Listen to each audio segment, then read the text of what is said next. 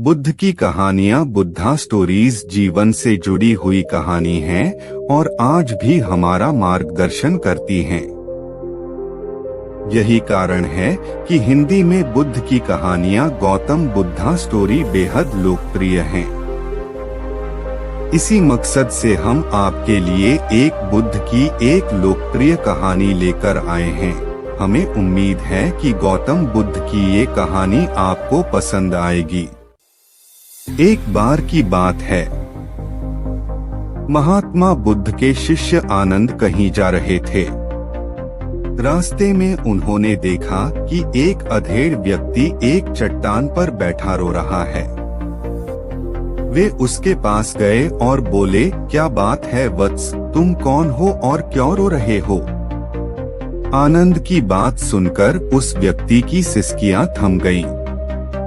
वह अपने आंसू पोंछता हुआ बोला, मैं पास के गांव का रहने वाला एक बदनसीब व्यापारी हूँ। मैं जो भी काम करता हूँ वह बिगड़ जाता है। व्यापार के चक्कर में मैंने अपनी पत्नी के गहने गंवा दिए, मैंने अपने परिवार को भी खो दिया। यहाँ तक कि मेरा घर भी गिरवी पड़ा है। मुझे तो लगता है कि मैं किसी काम का नहीं हूँ। मेरी किस्मत ही खराब है। उसकी बात सुनकर आनंद बोले, तुमसे किसने कहा वत्स कि तुम्हारी किस्मत खराब है? जरा मैं भी तो जानूं कि तुम्हारी किस्मत में क्या खराबी है। वह व्यक्ति बोला, पहले मैं खेती करता था, पर हर साल उसमें घाटा होता था। कभी सूखा पड़ जाता तो कभी ज्यादा बारिश के कारण फसल बर्बाद हो जाती। इससे परेशान होकर मैंने व्यापार करने का निश्चय किया। मैंने पत्नी के गहने बेचकर अपना व्यापार शुरू किया, लेकिन मेरा व्यापार नहीं चला। शुरू में परिवार वालों ने मेरा साथ दिया, लेकिन जैसे जैसे मुझे नुकसान होने लगा, मेरे परिवार वाले भी मुझसे दूर हो गए। मैं यह सब उनके लिए ही कर रहा था, लेकिन अब वे लोग मुझे देखकर नजरें फेर लेते हैं और मुझे ही मेरे परिवार की दुर्दशा का जिम्मेदार ठहराते हैं। उस व्यक्ति ने एक लंबी सी सांस ली और फिर बोला, मेरा एक मित्र है, उसने भी मेरे साथ अपना व्यापार शुरू किया था। उसका व्यापार अच्छा चल रहा है। वह जब भी मेरे घर आता है तो अपनी सफलता की कहानियां सुनाता है। उसकी बातें सुनकर मेरे घर वाले भी कहते हैं कि उसे देख और कुछ सीख। हमें तो लगता है कि तेरे वश का कुछ भी नहीं है। उन लोगों की बातें सुनकर अब तो मुझे भी लगने लगा है कि शायद मेरे वश का कुछ भी नहीं है। अब तो मुझे अपना जीवन ही व्यर्थ लगने लगा है। मेरे मन में ख्याल आता है कि अपना जीवन समाप्त कर लूं। मैं यहाँ आया भी इसी इरादे से था, लेकिन हिम्मत नहीं कर पाया। इसीलिए यहाँ एकांत में बैठा विलाप कर रहा था। आनंद बोले, ओह तो ये बात है। वैसे क्या तुम इसके अलावा कुछ और भी कहना चाहते हो? उनकी बात सुनकर वह व्यक्ति बोला, एक ओर मेरा हर काम खराब हो जाता है, दूसरी ओर मेरा मित्र है जो हर समय मुझे नीचा दिखाने का प्रयत्न करता रहता है। मुझे समझ में ही नहीं आता है कि मैं क्या करूं? आनंद बोले, क्या तुम अपने मित्र की बातें सुनकर दुखी हो जाते हो? हाँ, मैं उसकी बातें सुनकर स्वयं दुखी हो जाता हूँ, उस व्यक्ति ने जवाब दिया। आनंद ने पूछा, तुम्हें किस बात का दुख होता है?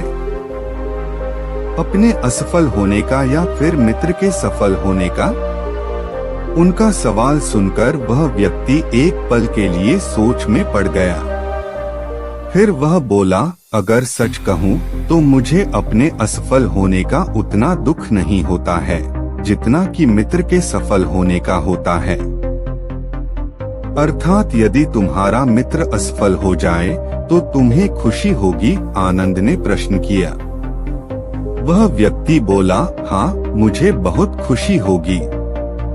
इसका मतलब है कि तुम्हारी खुशी तुम्हारे मित्र पर निर्भर है। आनंद बोले, अगर वह चाहे तो तुम्हें खुश कर सकता है और अगर वह चाहे तो तुम्हें दुखी कर सकता है। तुम स्वयं से न तो खुश हो सकते हो और न ही दुखी हो सकते हो, अर्थात तुम अपने मित्र के गुलाम हो गए हो, इसलिए तुम्हारा कुछ नहीं हो सकता। ऐसा न कहें महत्मन, उस व्यक्ति ने हाथ जोड़ दिए। आपकी बातें सुनकर मुझे कुछ आशा बंध रही है। आनंद बोले, जब हम किसी से आशा बांध लेते हैं तो उस पर निर्भर हो जाते हैं। ऐसे में हमारी खुशी और दुख भी उस पर निर्भर करने लगता है। इससे बेहतर है कि तुम अपने आप से आशा बांधो। जब तुम ऐसा करोगे, साथ ही पूरे जतन से काम करोगे, तो तुम्हें सफलता अवश्य प्राप्त होगी। कहते हुए आनंद ने एक पल के लिए उस व्यक्ति की ओर देखा, फिर अपनी बात आगे बढ़ाई। तुम्हें लगता है कि तुम्हारा मित्र तुम्हें दुखी करने आता है, पर अगर विचार करो तो वह बातें तो सच्ची ही कहता है। वह अपने संघर्ष और अनुभव की बातें बताता है। तुम उन बातों से बहुत कुछ सीख सकते हो। तुम्हें इसके लिए उसका धन्यवाद करना चाहिए कि तुम्हें घर बैठे कुछ अनुभव मिल रहे हैं। तुम उन अनुभवों का लाभ उठाओ, नई शुरुआत करो, कर्म करते जाओ, हार मत मानो, एक दिन तुम्हें सफलता अवश्य मिलेगी। आज तुम जिसे अपना बुरा वक्त या बुरी किस्मत कह रहे हो, एक दिन यह बदल जाएगी। इसी के साथ तुम्हारे विचार भी बदल जाएंगे। और देखना, जब तुम्हारा अच्छा वक्त शुरू होगा, तब तुम्हारा मित्र भी तुम्हें अपनी सफलताओं की कहानियां नहीं सुनाएगा, तब वह अपनी असफलताओं की बातें बताएगा, ताकि तुम उसकी बातें सुनकर भ्रमित हो जाओ, तुम्हारा आत्मविश्वास हिल जाए और तुम गलत निर्णय ले सको। लेकिन उस समय भी तुम्हें अपनी बुद्धि का प्रयोग करना होगा। तुम्हारा मित्र जैसे आज तुम्हें दुखी करने आता है, उसी तरह उस समय भी वह तुम्हें दुखी करने आएगा, क्योंकि जिस तरह उसे दुखी देखकर तुम्हें मजा आता है, उसी तरह उसे भी तुम्हें दुखी देखने में उतना ही मजा आता है। वह व्यक्ति बोला, आपने सही कहा, लेकिन मेरा सबसे बड़ा दुख यह है कि मेरे परिवार के लोग भी इसमें शामिल हैं। वास्तव में मैं तो अपने परिवार के लिए अच्छा करना चाहता था, लेकिन वे लोग भी मेरी बात नहीं समझते हैं। वे भी मुझे गलत कहते हैं और अब तो वे मेरे साथ भी नहीं हैं। आनंद बोले, मैं सब समझ गया। तुम सांत्वना चाहते हो। वास्तव में इस दुनिया में सभी लोग सांत्वना ही चाहते हैं। हम चाहते हैं कि हम जब भी कुछ करें तो लोग हमारी प्रशंसा करें, लेकिन आमतौर से ऐसा नहीं होता है, इसलिए हम दुखी हो जाते हैं। हमें लगता है कि हमारे मित्र, परिवार वाले सब मतलबी हैं। लेकिन तुम अगर किसी को अपना परिवार मानते हो और उसके लिए कुछ करना भी चाहते हो, तो तुम्हें ऐसा क्यों लगता है कि तुम दूसरों के लिए कुछ कर रहे हो? वास्तव में तुम अपनी खुशी के लिए कर रहे हो। इसलिए परिवार के लिए कुछ करना वास्तव में अपने लिए ही करना होता है। लेकिन अगर ऐसा करते समय तुम्हें लगता है कि तुम दूसरों के लिए कर रहे हो, तो तुम दुखी रहोगे। और अगर तुम्हें लगता है कि तुम अपने लिए कर रहे हो, तो तुम खुश रहोगे।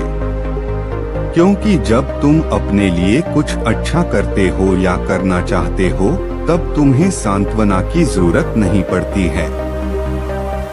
आनंद की बातें सुनकर उस व्यक्ति के चेहरे के भाव बदल गए।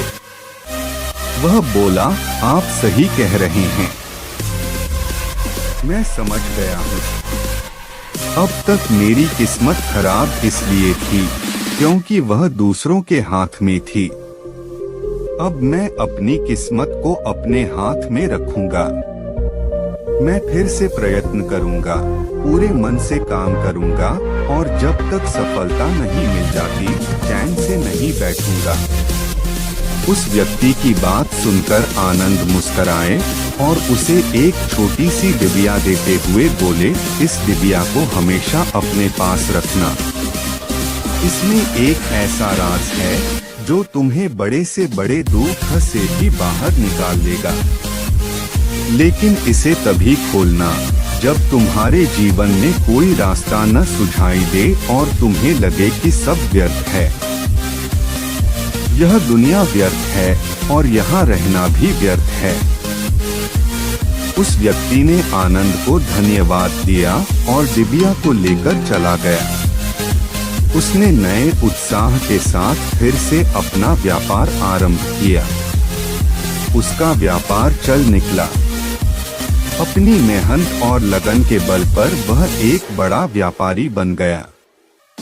परिवार वाले भी उसके साथ आ गए और उसका जीवन हंसी खुशी बीतने लगा। अब वह भूतकाल का रोना छोड़ चुका था।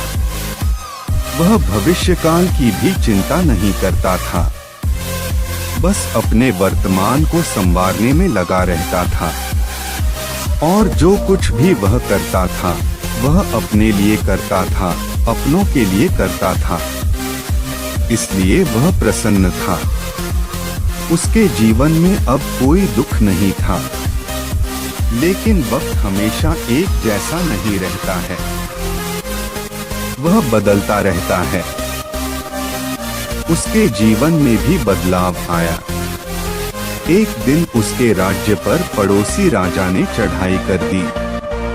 उसने इस राज्य पर अपना कब्जा कर लिया। उसके सैनिकों ने चारों ओर लूटमार मचा दी। उन्होंने व्यापारी का सारा धन लूट लिया। उसके घर में आग लगा दी। जान बचाने के लिए उसे अपने परिवार के साथ वहां से भागना पड़ा।